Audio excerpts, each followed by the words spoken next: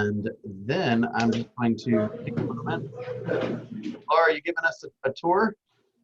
I'm sorry, my husband and I share an office, and he was on the phone, and I figured he would be competing with my voice and his voice. I'm gonna let my dogs in, but I figured it would be helpful to hear if you were competing, because he's an attorney, and he tends to get, if he's on a case that's getting him riled up, he kind of gets loud. So All good, all good. Okay, so back to the kitchen. as many of you know, we've been doing this for a number of weeks. All the old episodes are housed on our YouTube page. And the goal here is to, obviously we got a good team environment going, right? We're helping each other, we're learning things, we're sharing things. But another cool thing that we have as being a part of KW, especially in Roswell, is we just have a lot of top performers that love to help and love to share their stories and love to share ideas that have been impactful in their business. So we've had this Friday afternoon thing going on for a little while where we invite another top performer into the audience, number one, so you guys can get introduced to them and they can get introduced to you guys. And what I'd love to do, Laura, is I'll do a very quick introduction of you. And then what I'd love for you to do is just tell the group, we're recording this, by the way, so there'll be more people that watch it other than the 6 or 7 that are here. But share give us a little bit of background, maybe what you studied in school, your past work experiences, where you came from. Give us an understanding of how you came to Keller Williams, why you are currently at Keller Williams, right? What kind of an impact Keller Williams has had for you. And then just share a little bit about your organization. I know you wanted to kind of focus on some information in specific, so I want to give you the forum to do that. And then we'll do a little Q&A. So if you have any questions, just either shout them out or write them in the chat. And I will be the kind of facilitator, make sure all those things are discussed. And we have you for an hour, and then we have a launch mastermind right after. So you just let us know. Obviously, if you gotta go at 1, that's what we agreed to. Happy to do that. And then everyone else stick around, and we'll do a little bit of debriefing afterwards. So just so you know, I time blocked to 1:15 just because I watched a couple of them and it looked like the questions were rolling over. Yeah. About 5 or 10 minutes past the 1 o'clock hour, so I did time block to 1:15, so we're good. See, we have a learning-based preparer on the phone. So any of your questions about being learning-based or preparations, we got a great person to answer those questions. Laura and I have been colleagues for what, 5 years, 6 years, right? I've always enjoyed your energy. We've been in the bold room together a couple times. I'm just excited. I've always been impressed with your business and how you create relationships with your clients, how you maintain and grow those relationships with your clients, and quite frankly, it's showing up in your results. So I just wanted to give you an opportunity to share, and I want to express my gratitude to you for that. So take it away. So just a little bit about me and kind of how I got started. I am 40 years old this month. Was raised by a single mom who had her own business, and I didn't know that people actually worked for other people until I was really a sophomore in high school. It was the first time I ever worked for anybody else. Thought I wanted to be a vet. I was on that path, started college to be a vet, got in school, and I have a learning disability, and I am dyslexic. And my learning disability, when I read something, I read it from the paper, it gets jumbled in my brain, and then to take it from brain to mouth back to paper, there's just a disconnect. And when I was in school, there wasn't, like, my kids have the same learning disability, and they've got all these great tools that help them and that are going to set them up for success. And we're looking, at their IEP for a college plan for them, and then for a plan past college, because to know them, there's, you can't tell that they have this learning disability. They're just a little bit. Did you say IEP? An IEP, an individual education plan. So a child that has a learning disability, okay, if the school deems them that learning disability substantial enough to hinder them from learning on a mainstream level, they have an IEP. And basically what happens is the teacher and the parents get together once a year or as many times as you want, but it's mandated, it has to be once. And you come up with goals that are different from your, from regular standard practices. And so that just wasn't in place when I was younger. My sister, it was, because her learning disability was a little bit more severe. And so I hit college. And my reading teacher is actually the one, because I was in remedial reading, did not get to take Spanish or a foreign language or world language my first, my freshman year in college. And my reading teacher clued me in. And the way she clued me in was she had me take this test. And in these reading passages, it would be talking about like the Civil War, but then a sentence would say, and there was a purple elephant in the water. And my brain wouldn't catch that, right? Like my brain wouldn't catch it. And so it very quickly became apparent that if I was going to make it through college, it was going to be a struggle that I don't think I was mentally capable of handling. So about 2 years after college, I came home, I quit, I got a job waiting tables, and I thought to myself, because I had flown out to California with my cousin, I was in a troubled youth, as my mother liked to call me. I was kind of pain in the neck.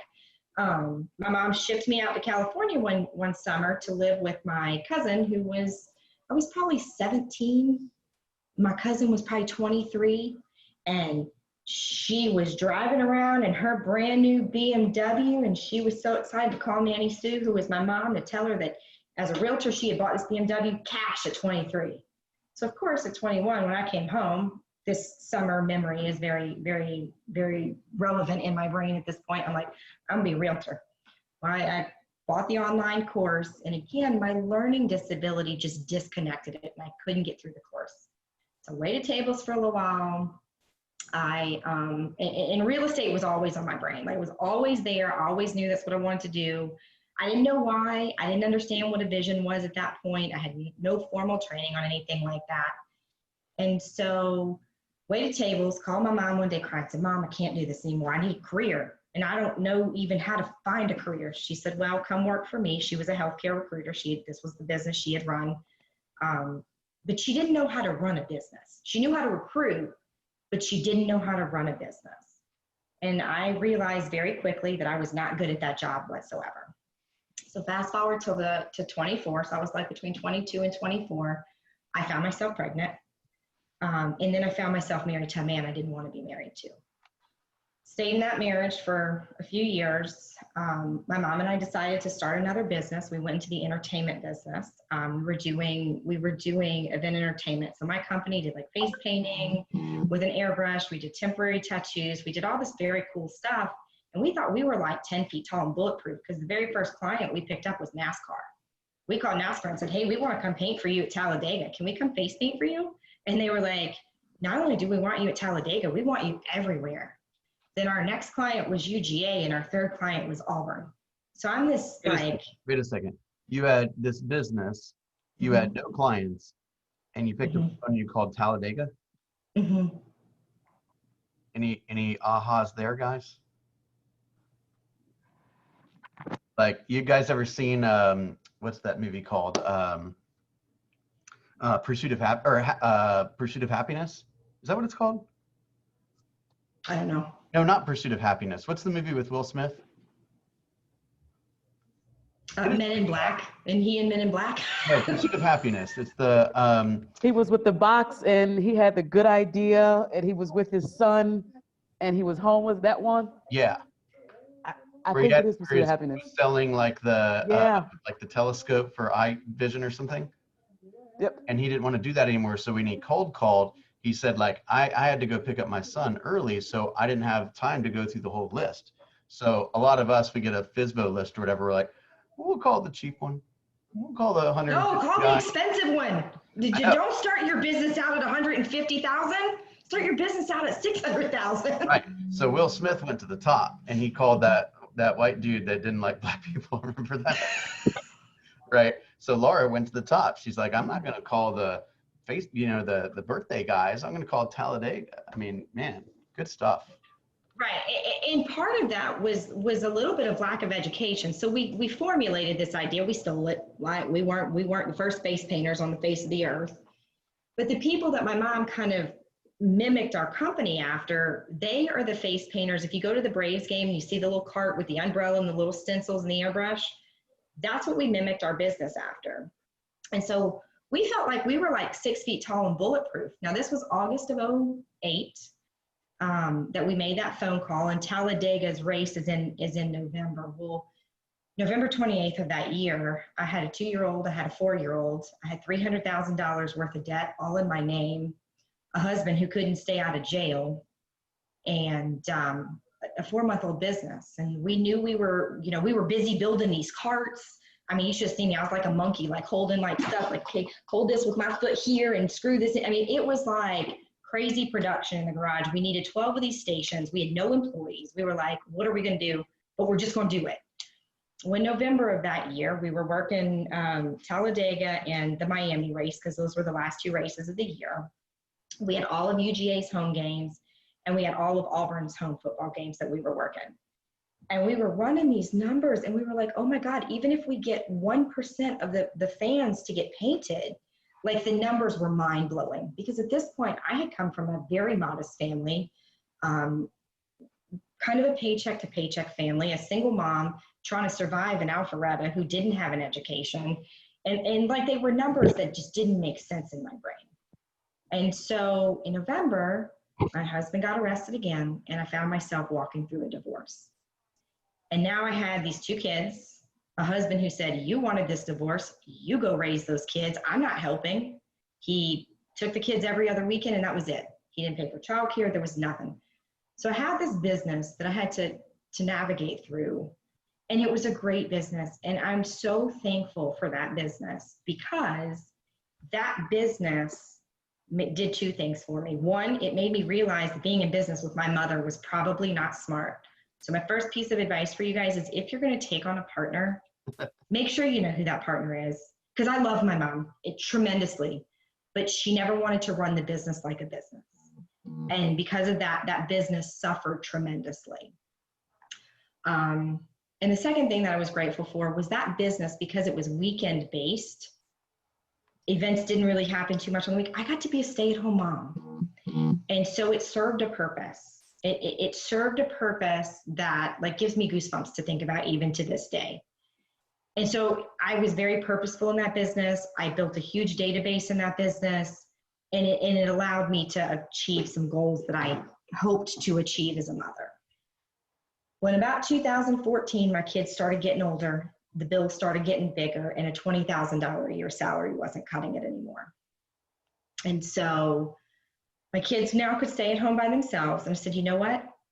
I'm going to get my real estate license, because for a decade that had just been in the back of my mind. Like it had just been there. I'm going to do this. I need to do it. I still can be a mom. It's not going to take me away from that, my, God, family business, right? Like that was my priority before KW. So I got my real estate license. It took me a couple times on the test. So any of y'all out there who had to take the test more than once, so did I. And there was no question as to what office I was going to go to. Denise Buchanan was our team leader and our broker at the time. I had known Denise Buchanan for years. My sister and her son dated when they were in elementary school, and I'm now in my 30s, so that's how long I had known Denise. Your sister dated Bradley. Bradley, yeah. Mm-hmm. Yep. So they were like middle school sweethearts. They dated 6th, 7th, and 8th grade. Like Bradley traveled the Southeast with my family, like everywhere. He went to Disney World with us. He went camping. He saw his first chicken. Now he lives. I think he moved back from Iowa, right? He doesn't live on a farm anymore. I don't think so. And so anyway, I thought, you know what? If I want to be the best, I'm going to learn from the best. And I had seen Denise's transition from healthcare into real estate. So I watched her as a baby realtor turn into who she is today. Yeah. Denise, she was our former team leader. She was team leader at Roswell, opening team leader. Yeah. And she was TL for 14 years. She's currently the TL in Midtown, Keller Williams Midtown. And we've known each other. I've been at the office for a long time, and she was my team leader, who initially was in, the TL when I came on board. So everyone's got a Denise story. Yes. Everybody definitely has a Denise story. It normally involves dancing and drinking. Yeah. Or Austin or something like that, right? Right. Our team meetings used to start with dance parties, when she was our team leader. And so right about the time I got my real estate license, I always say that whether you believe in God, whether you believe in the universe, that if you listen and you show up, that everything you need is going to be there and it's going to be provided. Mhm. And so right about the same time I got my real estate license, I was asked to go through a program. I'm a scout leader, and I'm like a national scout leader for the BSA. I've spent a lot of time with scouts and in the woods. And I was asked to go to this leadership program called Wood Badge. And in Wood Badge, I learned what a SMART goal was. I learned how to write a vision. I learned what a mission statement was. I learned these things because you got to remember, I never had any formal training. I never worked in an office. I was a waitress. I worked in a vet's office cleaning kennels. Then I kind of worked for my mom running a business. And then all I did was face painting. So I didn't know anything about a business. Yeah. And I realized the value in this program. So I told the person, somebody paid for me to actually go. And so I told the person that paid for me to go, who was also like a super scouter. I said, Brett, I think I'd like to teach this course because I understand that if you learn something, you absorb a certain percentage of it. But if you teach it and you apply it into your life, Mhm. you're going to learn a lot more.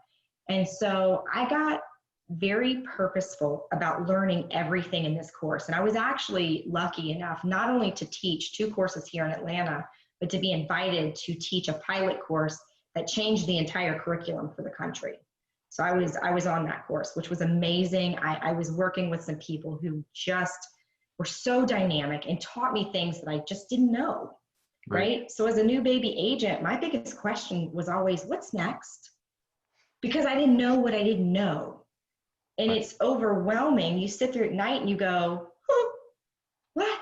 I got to do what how do I do that? I didn't time build block. a checklist, and I'm supposed to have a presentation, and I'm supposed to know what a $300,000 home in Woodstock looks like. Like I always heard that realtor school didn't teach you how to be a realtor. I didn't believe it to the extent that it was true. Yeah. And so I remember my first aha moment in our office. And if I can give y'all one piece of advice, when you have an aha moment, email it to yourself. I like that. When you have an aha moment, text it to yourself. Stop and take the time to remember, because at some point, somebody's going to come to you guys like Bill came to me and ask for these. And it's really cool because I'm not good at journaling, right? Like I try and that's time blocked, that's on my calendar and I don't do it. Okay, I just don't do it. But that's the type of journaling that worked for me. Was a momentary stop. I text it to myself, and I actually now text it to my business coach, and my maths coach, and she laughs at me sometimes. And sometimes she's like, "Oh my God, I'm using that with my clients." Wait, you have a math coach? Mm-hmm. All right, we're coming back to that. Mm-hmm. She's amazing. She's amazing.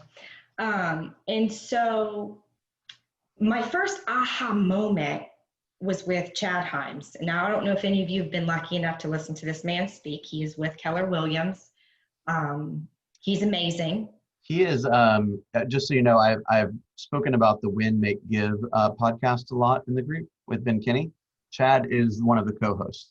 So you probably have heard Chad speak before if you've listened to that podcast. And if not, it's called Win, Make, Give. You should check it out. Go ahead. Yes. Chad's an amazing person. And so this was my aha. Now, I don't remember what the heck Chad was talking about. I don't have that kind of memory. But my moment, Chad asked us to write down on a piece of paper who we most wanted to be like.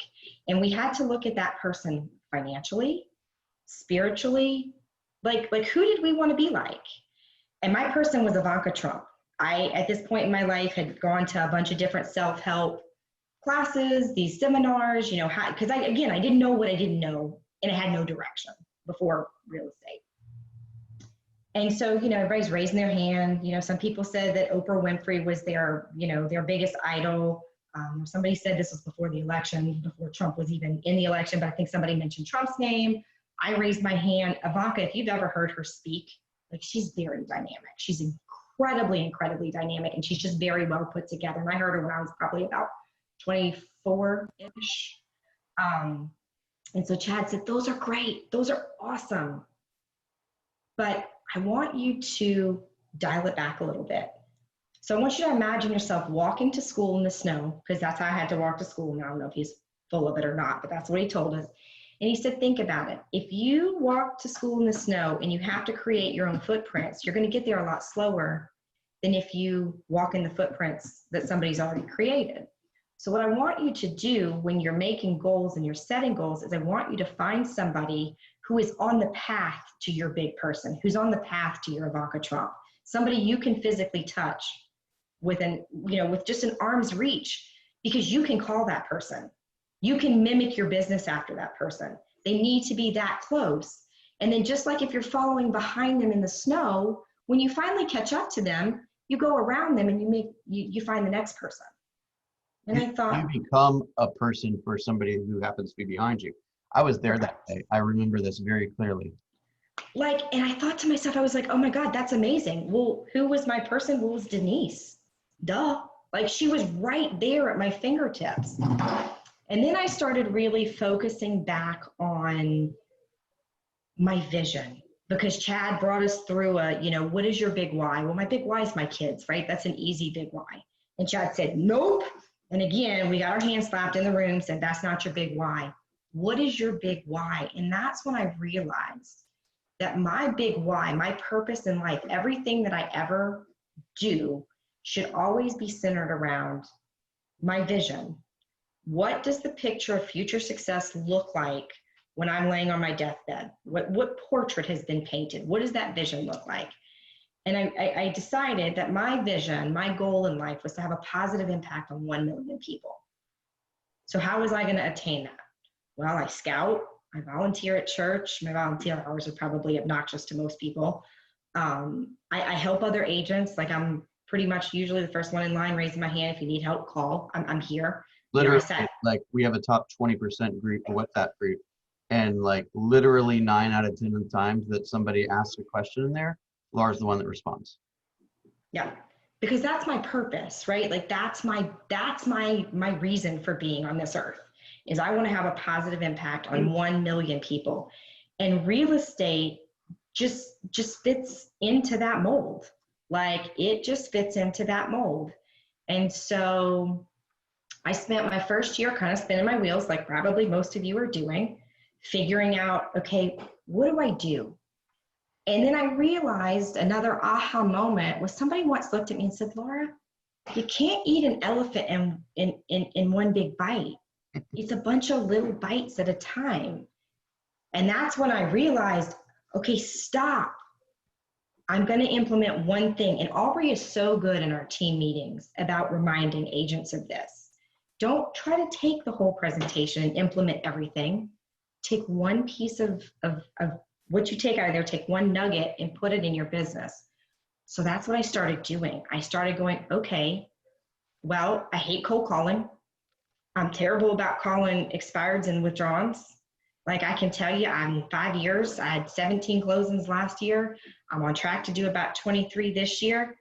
I've only ever picked up one expired. Sorry, Bill, I don't mean to, to cut your lead generating, but. No, you mean one expired listing that you took as a listing? That's it. I've only called. I've never misrepresented this. I don't think I have. But I just know that y'all do it a lot. I have never listed an expired listing, and I have never listed a FSBO. Right. Now, I will tell you, my expired, They're just, I had one. You just have to book appointments. Correct. And when I realized that I just had to start showing up, right? Like, I'm like Tatum. I get a ton of business from Facebook, right? He's an Instagram kid. I'm a little bit older than him. Obviously, I'm probably a decade older than him. And so I'm a Facebook user. And so that's when I realized I read the one thing, right? And so I printed out I made this little thing, and I put the one thing in the center of it, and I put my 5 bubbles: my family, my business, God, health, and my husband. And what was the one thing that I was going to do? And I started focusing on that one thing every day. And when that one thing was done, my day was done. Like, it was done. Time, please. Say that one more time, please. When my one thing that was in that bubble was done, when I had worked out for 30 minutes Every week, my husband and I go on a date on Thursday nights. When that date was complete, I didn't have to do anything else to build my relationship with my husband. It was done for the week, not just the day, the week.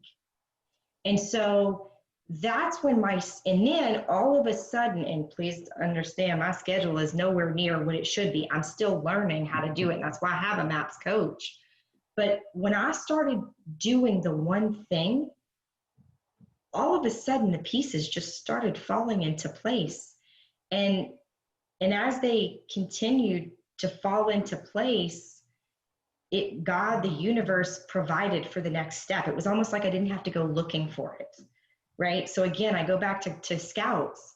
My objective is to build a team. I've never managed people in my life. I don't know how to do that. Do you know what my job in Scouts is right now? You're managing people, aren't you? Mm-hmm. I was asked in January, and my goal was to hire my first hire by July, which happened. I now have an assistant. Nice. In January, I was approached by the district, and they said, hey, listen, we want you to be the district membership chair. Let me tell you how hard it is to get new Scouts in the middle of COVID. Right. And of course, I had no idea that was coming, because this was probably December when I said yes, because I was introduced at the banquet in January. So it's probably December or November of 2019 that I said yes. And then I was told I was going to have a team. And it was very difficult for me, because I came up with this grandiose plan, and then I had to give my team members their jobs, and I had to let go of control. OMG, not easy.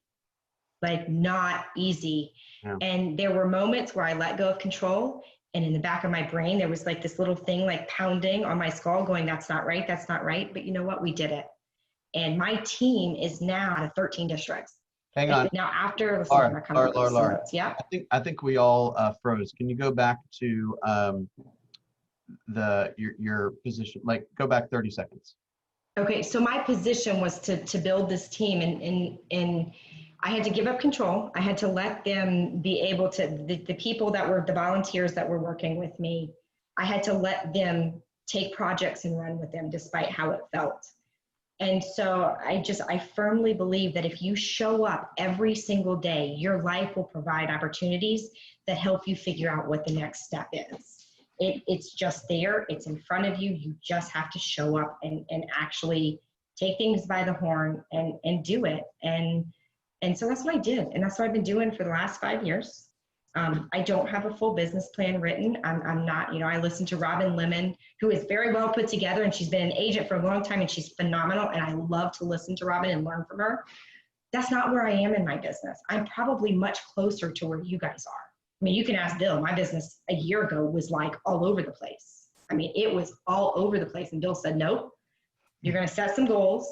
You're going to get an assistant, and you're going to do this. And so I said, okay. And that's what I did. And now I have a MAPS coach.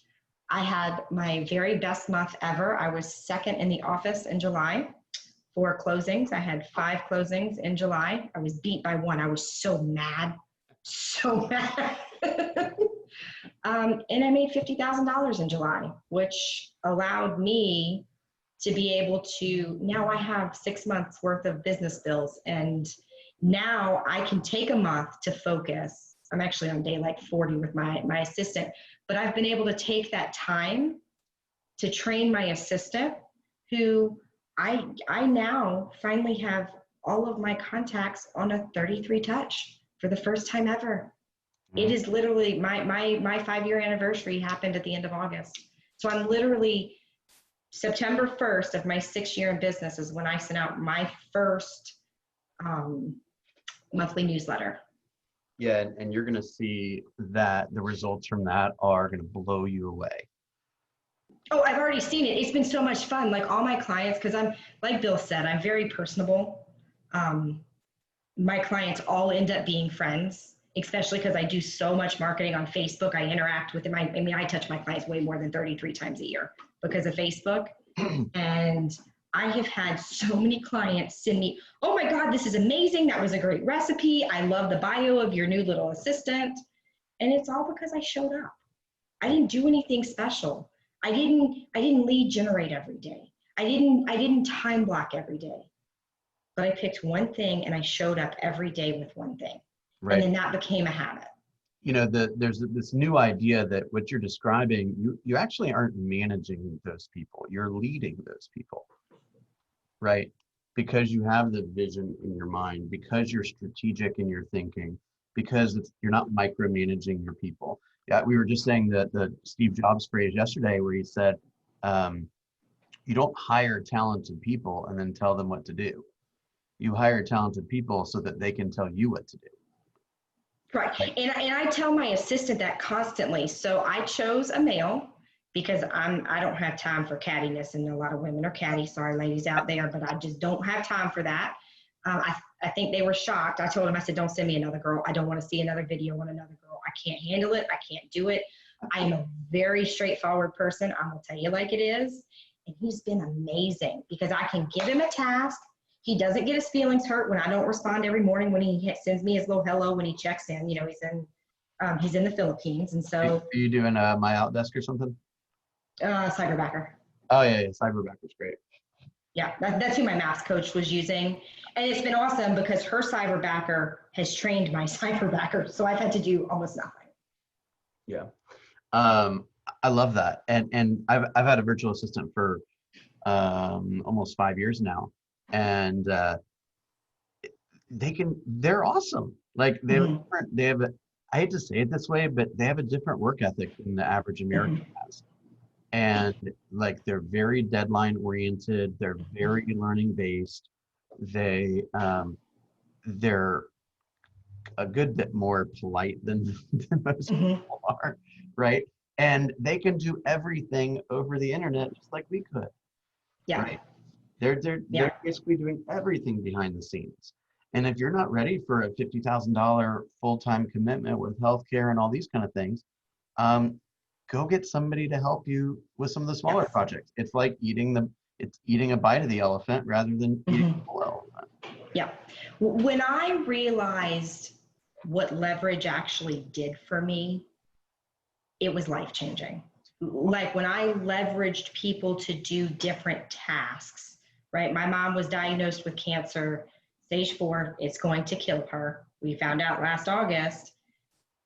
So I leveraged my mom in August. I said, Mom, will you start driving my kids? Because I'm married now and I got 6 kids between me and my husband and a grandbaby. We got a lot that goes on. I have lacrosse practice 5 days a week. And, you know, when I started leveraging different things, you know, I got a maps coach and somebody to tell me what was next. I met with Aubrey. I met with Bill. I leveraged the utensils. I take the classes. I just show up, and it was life-changing. It was absolutely life-changing. And, you know, another thing that I'll tell you was super life-changing for me was opportunities in command. Put your opportunities in there. See how much money you could make every month. My could make right now for the next like 3 months, because I put my opportunities in. They go in when a client's about 3 months out from listing or buying. I got like $120,000 worth of opportunities. That's a lot of money. But it's very motivating to see that and to watch it grow. And boy, when an opportunity falls off and that number goes down, all of a sudden so find what motivates you. Figure out why you're doing this. Really know why you're doing this. And then create a dream board. See it every single day. I love so much of what you're saying. This is fantastic. What ahas are people having right now?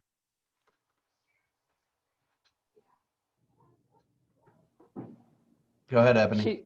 She found her own way. It's just like she took all the tools that was given to her and she kind of tailored it to who it was that she was.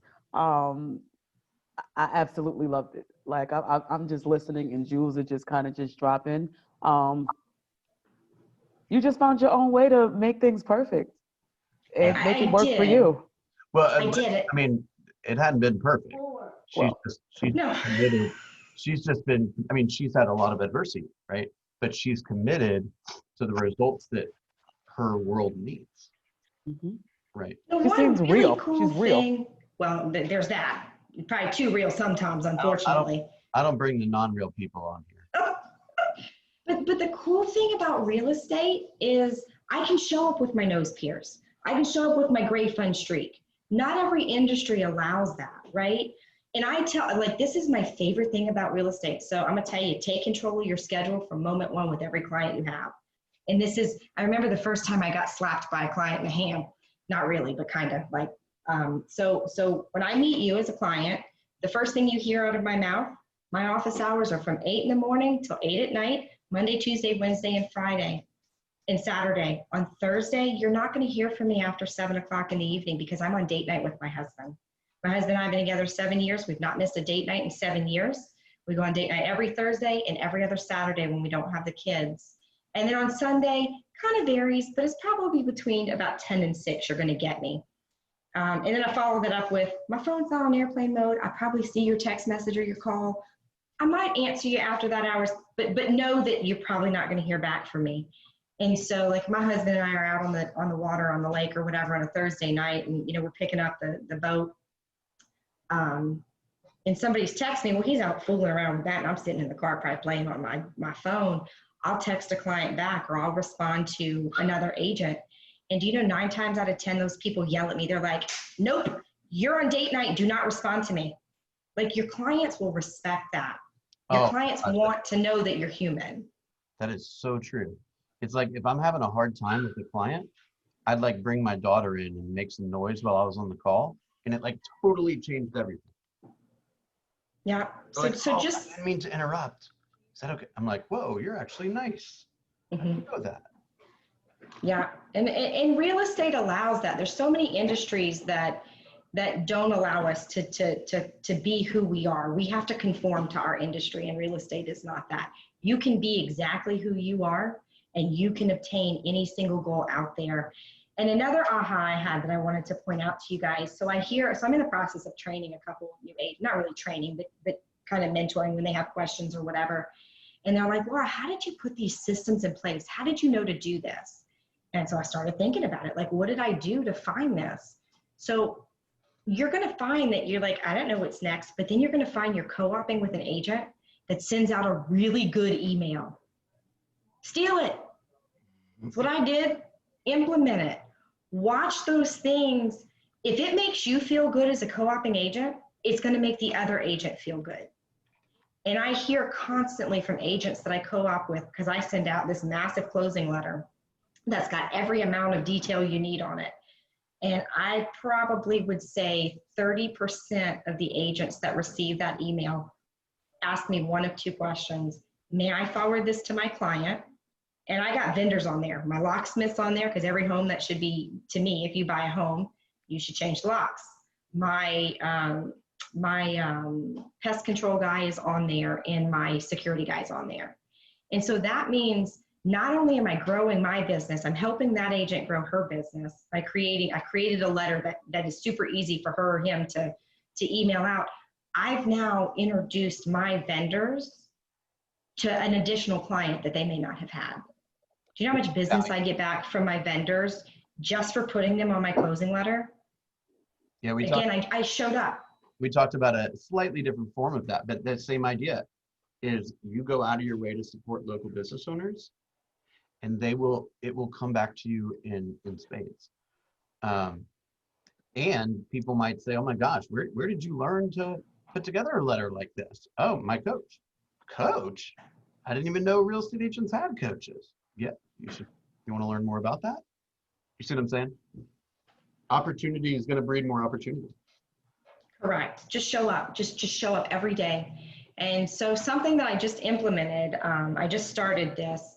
So I am now writing down, it started this week, my 5 goals, right? My 5 things that I want to accomplish each week, and I'm sending those to somebody, which is my coach. And so now I have an accountability partner, and I'll tell you, get one. It's life-changing. My assistant was probably even more so than my coach, was my first accountability partner, because I'd give him tasks and he could tell if I didn't do those tasks. Yeah. Like every Thursday, he creates a list of names in this Excel spreadsheet of people who interacted with me on Facebook, and I send them a personal message once a week. It's a touch I do every week. And I've got one post that he now posts the same post every every day of the week for me. So there's a caption this FMLS photo. If you want to follow me on Facebook, I'm Laura Sparkles Lerman. It's hysterical. My people hate when I miss that post, but like this week, I think there's probably over 100 comments on that particular post and a ton of likes. And so I send these people private messages, and I'll tell you, it gives me anxiety when I don't get to that task during the week, because I know Louie's going to see it.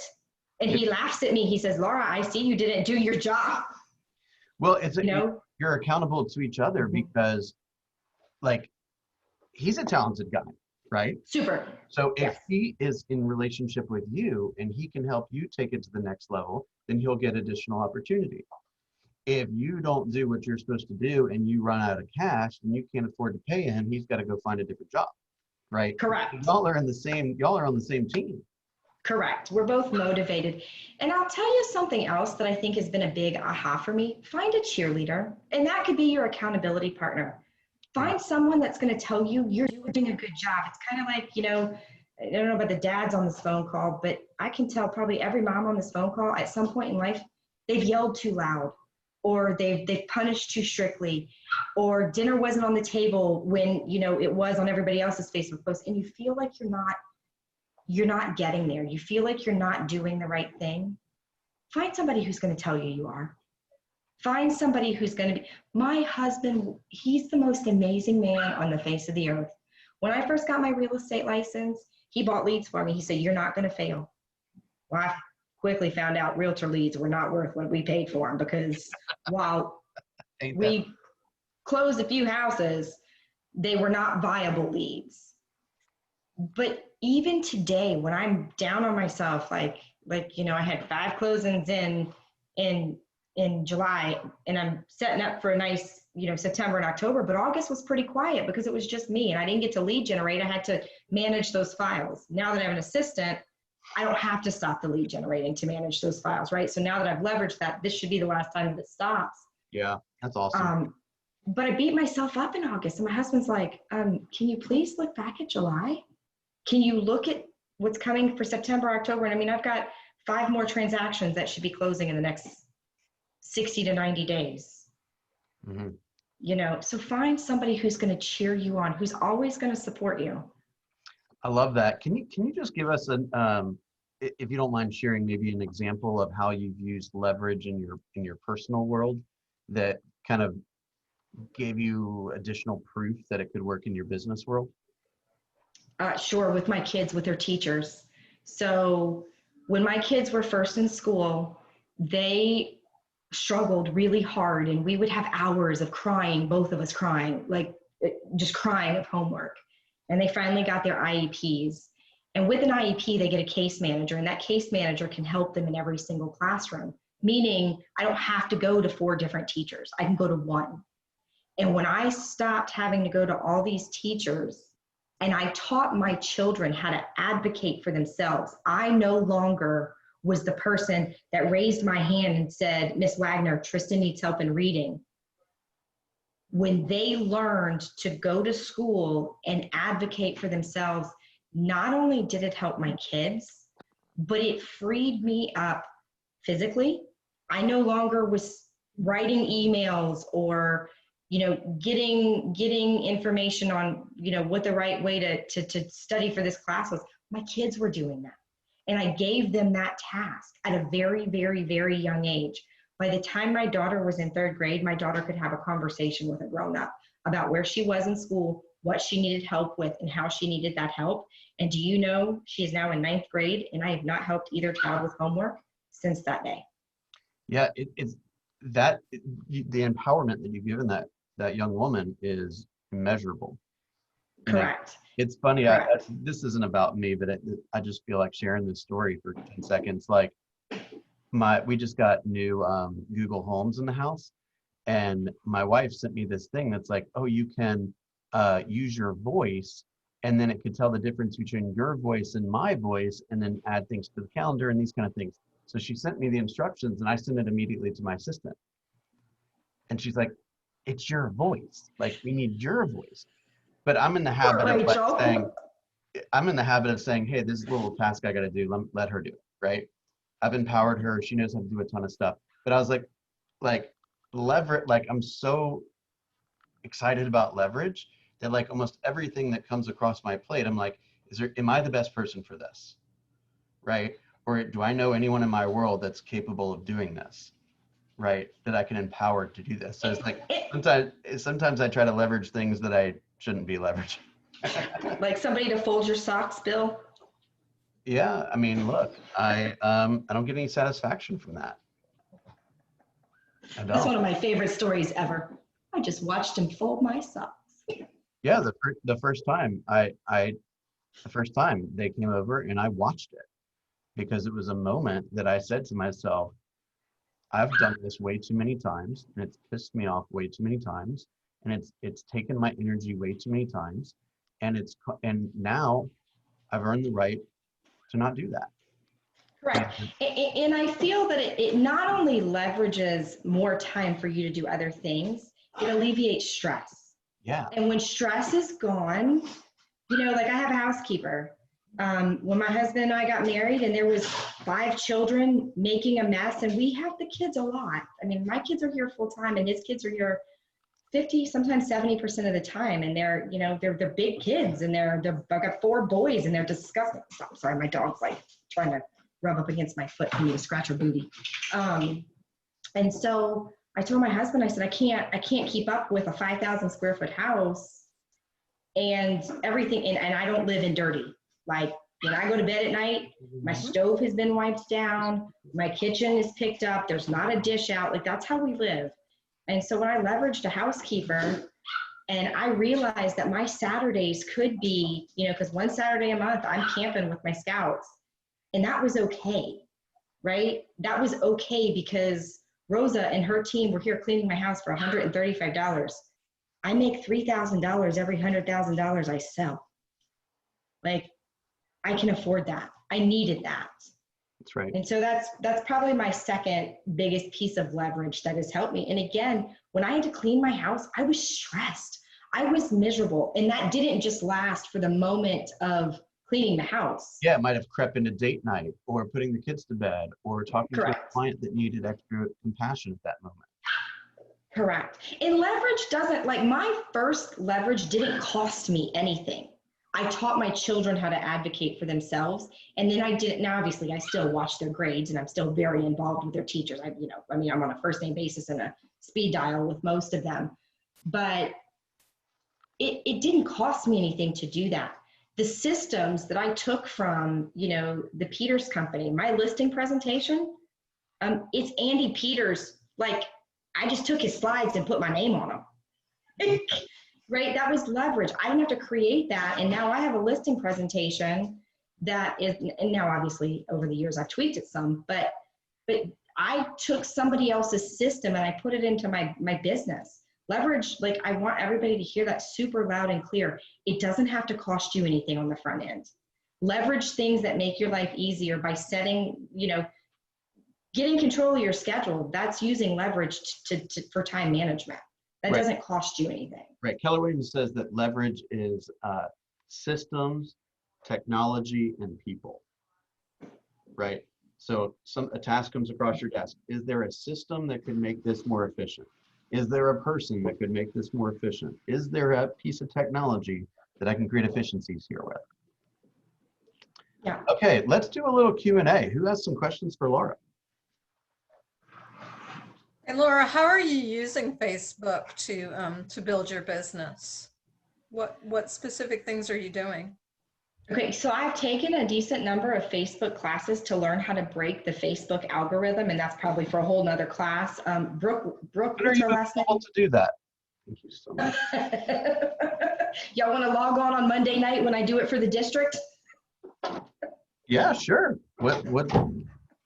I would be happy to put something together to kind of go over my Facebook plan with you guys. But basically, so what I do on Facebook is I very rarely ask for business. The only time I physically ask for business is if somebody posts something, like I had a scout friend who posted they were moving to Texas.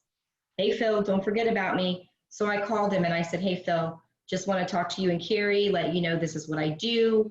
He obviously knew it. He's like, well, I didn't even think about you. Now I see this man weekly. like weekly, and he didn't think about me. We are like this. I mean, you should read. He just put up a beautiful review on Zillow, and it was a great transaction. Him and Carrie are now in Texas and super happy. And so when part of me hiring somebody was to be able to grow my Facebook marketing. So we have a post that goes up every day of the week. So Monday, I have I've put a search in matrix that just says, you know, what houses went listed this week for 7 days, which houses went sold in 7 days, and what houses went pending in the last 7 days.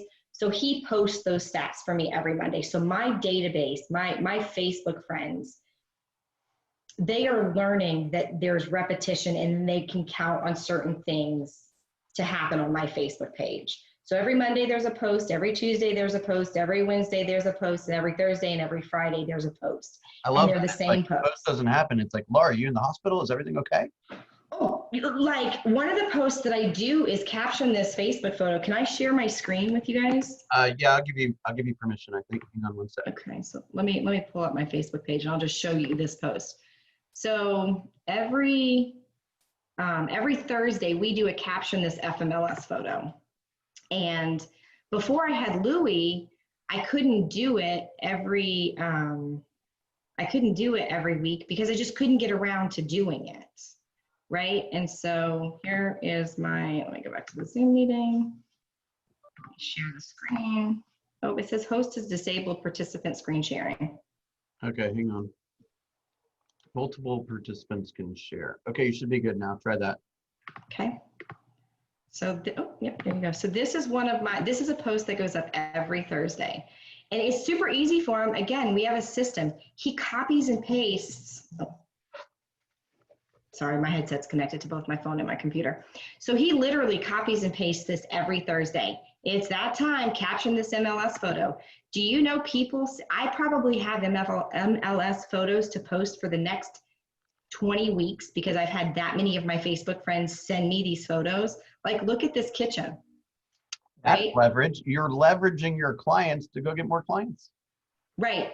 Look how many comments. And I haven't even, I reply to every single comment. So if you comment on my Facebook page, you are going to get a reply within 3 hours. That is my standard. I am a Facebook freak. And I am so now every Thursday so cut this in half, because you figure one of those comments is mine. So 120 would be 60. So that's like 65, 70 people that posted on this page or on this post this week. So I made 60 people on my Facebook page remember I was a realtor this week. This is another post that he posts. So on Fridays, we do a Friday event. And so he just posts something that's coming up. You can see like a community type function of some sort. Correct. And so he has parameters that he searches, because obviously he's in the Philippines and I'm here. So he has parameters that he searches. Now you can see this post is not as widely posted on because it's not something my database is used to seeing weekly. I am starting to see, like my Monday stats, I am starting to see an increase of people who are interacting with that. And he and I track those numbers. So that's something else. Early on in your career, learn how to track stuff. Like, learn what your numbers are. Know those things. And the next thing I did not put her up to that. Oh, do you say that all the time? All the time. Just so y'all know, I don't know what my numbers are. 2020 is the first year I've ever tracked anything. By the end of this year, I will know all my conversion rates. I will know where my leads came from. I will know those. Don't be like me. Be like Bill. Do it from the beginning. And then the next, your business is proof that it works. Correct. Right. And then the next thing I post is I post things that make me human. Right? Like, so this morning, so just so you all know, when you get your lock boxes, and I don't know if you know this, Bill, because I didn't learn it until about 2 months ago, your lock box is actually set on Central Standard Time. So if you have it set to turn on at 8 a.m., it actually doesn't turn on till 9. Well, I was showing a property this morning at 8 a.m. and they had 15-minute parking. Me and this client had worked together. This is our third transaction. I figured we'd run in, run out, and be done. So we parked in the 15-minute parking space. Well, the lockbox didn't turn on until 9. So we stood around at the lockbox box. When you show condos that are in buildings that are locked, a lot of them have these lock boxes or these boxes where all the lock boxes go. So we sit around there chit-chatting. We got the key out, walked to our building, looked at our cars. There was nothing on it. So we figured we were okay. Went up to go see the condo. He loves it. We are making an offer. Both walked outside to these stupid stickers on our cars saying that our cars were about to get towed. Well, so I posted on there, and it was funny. Like if you make Facebook look like no one can live up to your life standards, they don't want to follow your page. They don't want to know what's going on. Make it funny. Make it, make it like if you're taking a picture and my stager, she did a post the other day and I thought this was hysterical. It was her first recorded video and she was trying to walk people through a house to explain why staging worked. Well, she put her bloopers on there and she was like, did you see it, Desiree's post? I don't know if you're friends with Desiree. I'm not friends with Desiree, but like Ryan Ward and his wife did that like a week or two ago. Like, it was hysterical. She's walking through the house and going, and look at this. There's little kids in the room, so I'm gonna be ginger, but I see one of y'all have kids in there, but she's like, look at this beautiful God. And some foul words might have come out of her mouth and she was laughing hysterically. Just be real. Don't, when you're on Facebook, don't be the mom that gets dinner on the table every night at 6 o'clock. Don't be the mom whose kids are perfectly standing on, the front porch of the new house where everybody's in matching clothes. Be the mom whose kids like tongues hanging out. My twins have like crazy hair. They've got this like ringlet hair and it is consistently in an afro, consistently. Like I don't post pictures with their hair that's, beautiful, neat and brushed. We post stuff that makes us human. We post stuff that's fun. I bet there's useful things. I bet there's somebody in your Facebook network who owns a shop or owns a business or knows somebody who owns a business that could clean that thing off of your windshield.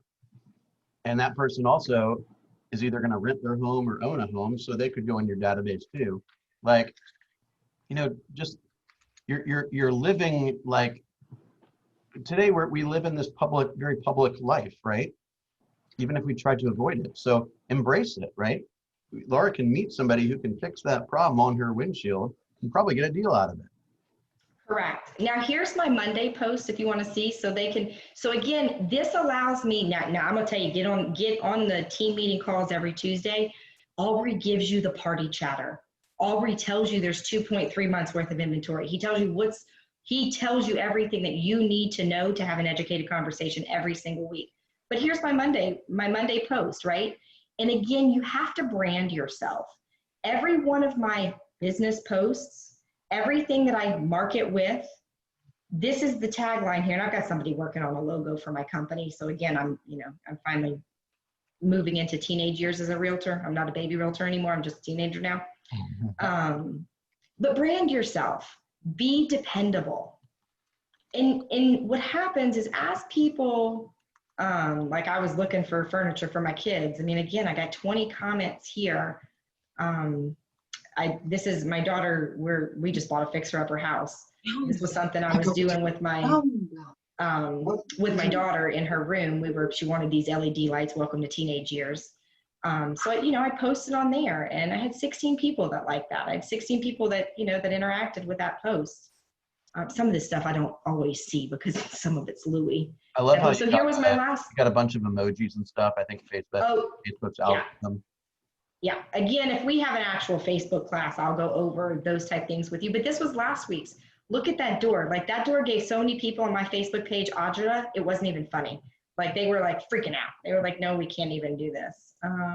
Another thing I do, so this is for scouts, like I let people know about other things. I tag other businesses. Oh yeah, we talked about that. Here was so we, every week we've got a post that goes out about a place that has a deal for kids, right? People love when you can, again, I'm providing value. Where can your kids eat free? So I post that weekly. So this was kind of a funny one. I didn't get quite the reaction I expected. I only had 3. And again, I didn't. So you have to break the Facebook algorithm before you post. So when I set my 5 kids up for their work for school, everybody had a spot in the house. Well, I didn't think about the fact that I have 3 children that play brass instruments in the band and they would have band class. And so I was on a call last Monday for week number 2 when band started. And next thing I know, here came my 7th graders' French horn lessons barreling through my phone. And my client was like, what is that? And I was like, oh my God, I am so sorry. Like, band just started at homeschool. And of course, we got a good laugh out of it. And so just stuff that makes you real. Like, if you look at my Facebook page, my family ain't all perfect. Right. I mean, there was a big old spider I was sitting on the other day when I was outside leveling my bird bath. Yeah. This thing was the size of a quarter, and it literally was under my right booty cheek. When I stood up, I thought it was squished. I started screaming for my husband, bring me my phone, bring me my phone. I got to post it on Facebook. And of course, he didn't hear me because I was outside screaming like a lunatic. But, you know, again, your 48 comments and 25, you know, and I make it funny. Like, I laugh at myself. So if you're going to get started on Facebook, you know, I normally don't use vulgar language on Facebook, but this was just too funny not to post. Just make yourself real and make yourself consistent. Again, be something that people can depend on, because if they can depend on you to post the same post every week, that's going to make them psychologically, you know, subconsciously know that they're going to be able to depend on you to be consistent in their transaction. Oh, I really like that. Good point. Good point. All right, so we're definitely, what is that? That was another caption, this MLS photo. And then somebody told me that this is actually legal. Like, one of my girlfriends sent me this. Like, this is actually in Mississippi, they do this to keep, which I'm from Louisiana, I've never seen it because of hurricane. I've lived through a million hurricanes, but they say that whoever, somewhere in the comments, they said that this is actually something that's legal, or that they do in Mississippi for the hurricanes. And another thing, like, when you go through my instant messages, so all the people I instant message once a week on Fridays, like, a lot of times that instant message is just saying, hey, how are you? Like, Elena from the office called me one day pretty much in tears. She goes, Laura, you have no idea how much that meant to me. Do you know how many lunch dates how are you? How's your week been? I am constantly eating lunch with friends and people who are wanting to refer business to me, all because I asked them how their week went. Yeah. Service All first. about caring. Absolutely. Oh. This is, don't skip over that, right? So she's a human, but she's also a professional businesswoman who's quite successful, right? So periodically you post something that's evidence of your success. I don't post it. I post it about once a month. Yeah.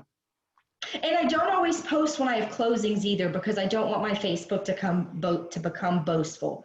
Sometimes you look at people's Facebook pages and that's all they have. So if I have a closing, like, I have a picture I haven't posted yet, but it's one that's going to go up soon. It's very late, but it was me, the buyers, and then the listing agent and the sellers, and we all had our masks on, and none of us cared about COVID. We were all like, take these stupid masks off, take this picture. And we were all, because we had all become friends. The buyer and the sellers have exchanged numbers. They're playing golf together. Like, it was, you know, a newfound love for everybody.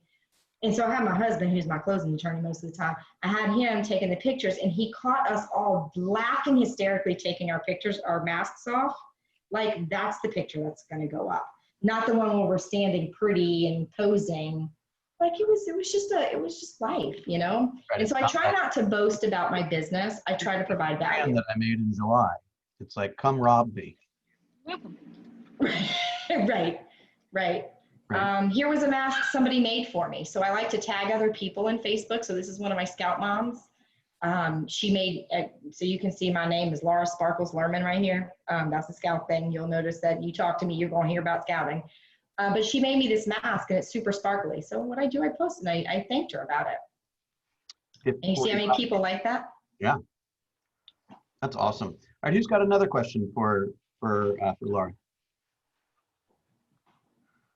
We'll message each other offline about getting you in front of the group for a Facebook class. I'd really appreciate that.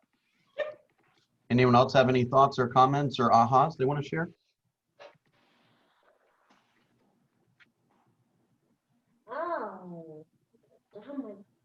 Anyone? Who's that? I actually had a lot of work to do, and I kept thinking, I'll just watch a few minutes of this, or I'll just watch half of this. I have to watch the whole thing. This is awesome. Thank you. So you just post on your personal page, basically? I do. So I went back and forth, back and forth, back and forth with business. I went to our family reunion for the first time this year, which was a definite life-changing experience.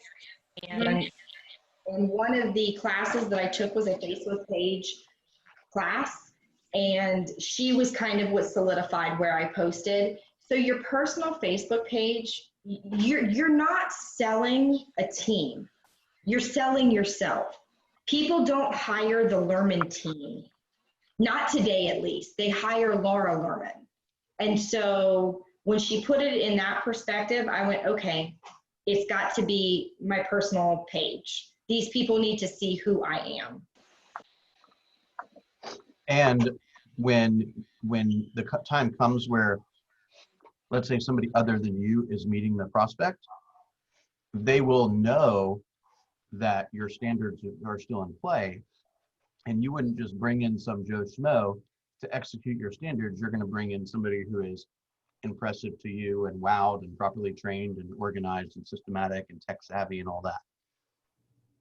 Correct, because again, these people are coming from my personal page. These are people I have personal relationships with. And I tried to drive, like 5 years ago, I tried to drive a bunch of people to my business page, and I just was unsuccessful. But I am super successful with my personal page. So one more follow-up question. One thing I do, and tell me what you think about this, is I do my personal page, but I tag my business. Yeah, So, well, actually, I check in my business. So it says Liz Kennedy, and then it says Liz Kennedy Realtor also at the top, but it's on my personal page. That's probably great. So tagging pages is actually a way to beat a Facebook algorithm. So like when I make a post about a business, then I tag that business. So one of my weekly posts is we highlight one of my vendors because I've got some awesome vendors, right? And so we will tag their Facebook page, we hashtag who they are, we might tag their Facebook page. We make sure that our clients can get in touch with them through that post. And so when you tag other posts, that's a Facebook algorithm break. So Facebook only allows, if you do nothing to break the algorithm, Facebook only allows 7% of your contacts to see the post. Everything you do interacting with Facebook increases that up to a maximum of 40%.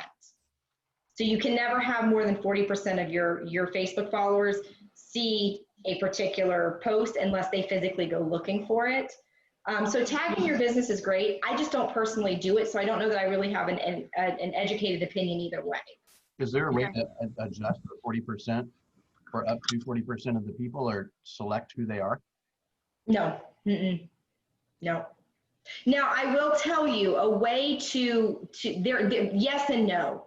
So if you notice that you're missing people on your Facebook page, if you go to their page and make a post, that will then pull them into your algorithm, but it'll push somebody else out.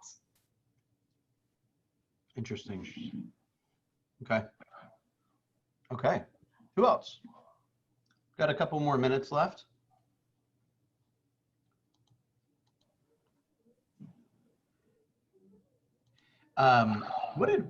If you were to give advice I know you've dropped a lot of just fantastic information today, and you've given a lot of advice, but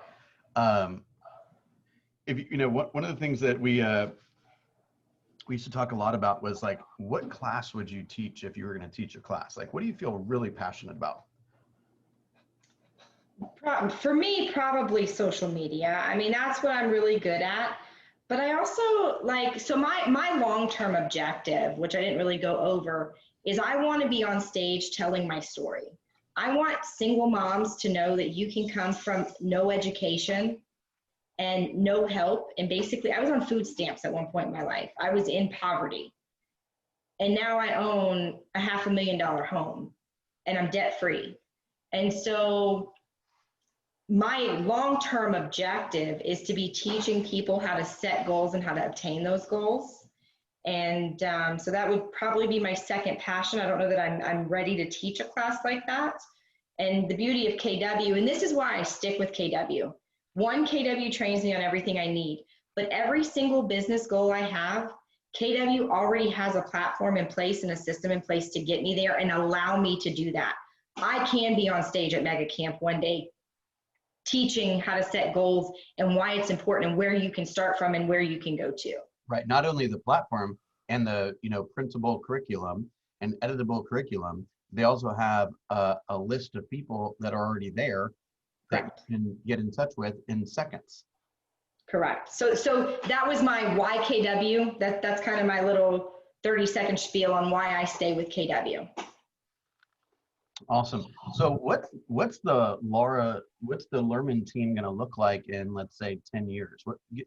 What's your big vision for the organization? For just my real estate or for me personally? Let's do both. Okay, so for real estate, I will not be in production anymore. I will have a team, hopefully probably the size of the Peters Company. If not the Peters Company, the Curtin team, those two are the two that I keep my eyes on. Because again, if I'm walking in the snow, they're the ones that I can touch that are at least ahead of me at this point in the direction that I want to go. Yeah. And then as far as the rest of my life, my objective is to be able to retire at 55. My husband and I want 30 rental properties. So I have started helping clients with rental properties. I'm not managing them by any means, but I've started that. My husband and I want to have a design company where we are flipping homes. In the next 10 years, my objective is to have a manager over each of those projects, because the one thing that I want to be doing is traveling. I want to be traveling from office to office and from location to location and class to class, much like Andy Kaufman does on recruiting and stuff. Yeah. Teaching people how to set goals and how to be a better them. How can I want to help bring people into the best you that they can be, which falls right in line with my positive impact on 1 million people. Oh, man, I think that is so great. And it's big. That's a great big vision. And so, it just gives you the motivation every day to go find people that are, a couple steps ahead of you. Right? Correct. And this organization is full of people that have accomplished massive things and that are more than welcome to kind of look behind them and say, hey, who wants to do this also? Correct. And the cool thing about setting goals is if you set big goals, you get big results. If you set little goals, you get little results. I mean, it's all about what you set as your goals. When Craig and I first got married, there was some debt, and it was, okay, no more. Like we don't want to be in debt. We want to pay everything cash. And I can say in 3 years, we both started this marriage coming out of bankruptcy. So there was literally, I had $34 when I left my ex-husband. That was it. And so, Craig and I are now, we have our 2 cars in our house, which the 2 cars will be paid off in the next probably 2 years. The house, our goal is 10. We bought it last year. And we just bought furniture for my kids 2 weeks ago, last weekend for the twins and my son for their rooms. Cause we bought a fixer upper. And I looked at my husband and I said, you know what? I know that our credit is, because we have great credit, and he's an attorney, I'm a realtor, and we make decent money. We pretty much can borrow what we want. I looked at him and said, what's really cool is we don't need the same as cash for 60 months. And we ran our debit cards for the first time ever for $3,000 worth of furniture. Yeah. Right? We set a big goal, and the goal was to not ever have to use credit again. And we got some expensive taste. Right. I mean, this is about creating a life worth living, right? And being purposeful, and a life by design. And your life by design is different than everyone else's, and that's cool. And you're totally comfortable with it. And there might be people in your shoes that are like, hey, let's go charge a bunch of things and get an even bigger home and buy even more expensive things, and we don't care about debt. And they're free to do that also. And the beautiful thing is we have basically an unlimited opportunity as far as income. And we have mentors every direction we look that are right there ready to push you and hold you accountable. I mean, you have mentioned a lot of different concepts, which we talk a lot about in here, right? time blocking, big why, vision, goals, accountability, cheerleaders, systems. I'm just, I know we're right up on the time, actually a couple minutes beyond. So I just want to say thank you. I learned a few things about you today that I didn't know, and I appreciate you joining us today, and I appreciate you being vulnerable and sharing some of your adversities and struggles, and I believe it's made you into the person you are today. And so whatever you're dealing with, we are all dealing with something. This can be the ingredients for the growth of your organization and your world in the future. So, and Laura's just, one of many examples of that. Any parting words? No, thank you guys very much for giving me an hour and a half of your time, or an hour and 20 minutes of your time. I mean, every time I speak in front of a small group, it gets me one step closer to that big group that I hope to be in front of one day. So you guys give me just as much practice as hopefully I gave you knowledge. And if you walk away with one thing today, I hope it's just learning to show up and pick one thing. Go read that book. If you don't read any other Gary Keller self-help book, go read the one thing. Learn how to pick one thing and stop trying to eat the elephant in one bite. It's a lot of little bitty bites. I love that. Anyone else have any last minute questions? Now's your moment. Just want to thank you for sharing, Laura. It was awesome. Really appreciate you being so candid. Thank you. My pleasure, guys. I Absolutely. agree. All right. Amazing. I'll hit the stop on the recorder, and then we'll jump right into the Launch Mastermind. Laura, thank you so much. Go have an awesome weekend with your family. I will. I'm actually hopping on with my coach right now. We have a 1:30 on Friday. So y'all have a great weekend. Go out there, sell some houses. I know you guys are gonna do awesome things. Go tell her that you knocked off another 10 people from your million, okay? I will.